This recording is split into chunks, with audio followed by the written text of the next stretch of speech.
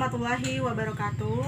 Perkenalkan, nama saya Amanda Yulisiani. Saya dari program studi pendidikan biologi angkatan 2018. Nah, pada kesempatan kali ini di sini saya ditugaskan untuk memenuhi mata kuliah reproduksi dan perkembangan hewan, yaitu untuk menjelaskan bagaimana mekanisme atau proses terjadinya fertilisasi.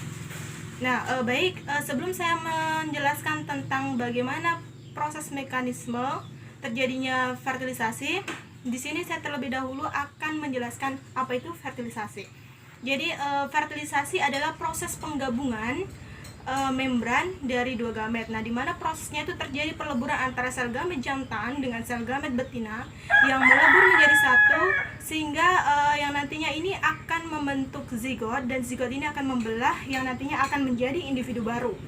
Nah, seperti yang kita ketahui bahwa proses fertilisasi itu terdiri menjadi dua, fertilisasi secara internal dan fertilisasi secara eksternal. Nah, fertilisasi secara internal berarti proses pembuahannya itu terjadi di dalam sel tubuh induknya.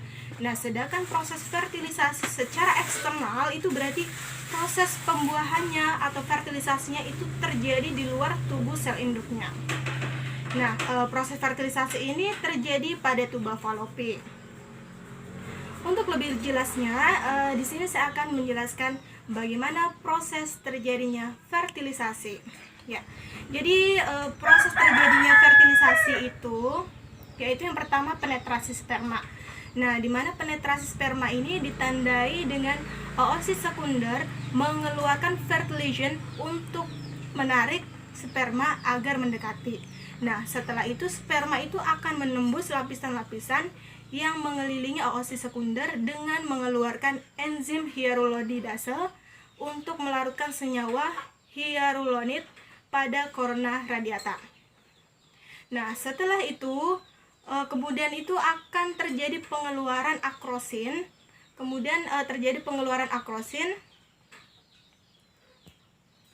Akrosin ini untuk menghancurkan glikoprotein pada zona pelusida dan anti-fertilization agar dapat melekat pada oosit sekunder. Nah, selanjutnya di proses sel telur. Nah, di mana di proses di sel telur ini sel-sel granulosit di bagian korteks oosit sekunder ini dia akan mengeluarkan senyawa tertentu. Nah, di mana senyawa ini itu terjadi agar zona pelusida itu tidak dapat ditembus oleh sperma yang lainnya. Nah, akhirnya terjadilah penetrasi. Nah, setelah terjadinya penetrasi ini yang nantinya digunakan untuk menyelesaikan pada proses meiosis 2. Nah, setelah terjadi penetrasi yang dimana ditandai dengan sperma itu memasuki oosit sekunder. Nah, ini juga terjadi perubahan pada inti atau nukleus pada kepala sperma. Ini dia akan membesar dan ekor sperma ini akan berdegradasi atau putus. Nah, selanjutnya setelah itu akan masuk pada penggabungan inti. Nah, di mana penggabungan inti itu ditandai dengan penggabungan antara sperma dengan sel telur yang melebur menjadi satu, sehingga inilah yang terjadilah proses fertilisasi, yaitu terjadinya peleburan antara sel gamet jantan dengan sel gamet betina yang melebur menjadi satu. Terjadilah proses fertilisasi. Nah, setelah terjadi fertilisasi ini, itu nantinya akan membentuk zigot, dan zigot ini akan pecah secara ganda, dan ini yang nantinya akan menjadi individu baru. Nah, itulah proses mengenai fertilisasi, proses terjadinya fertilisasi.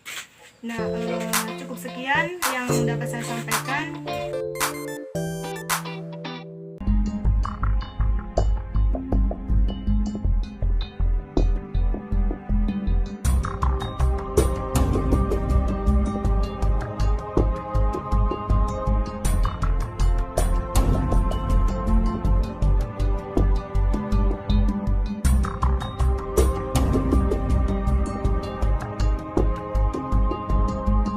Inilah proses penembusan sperma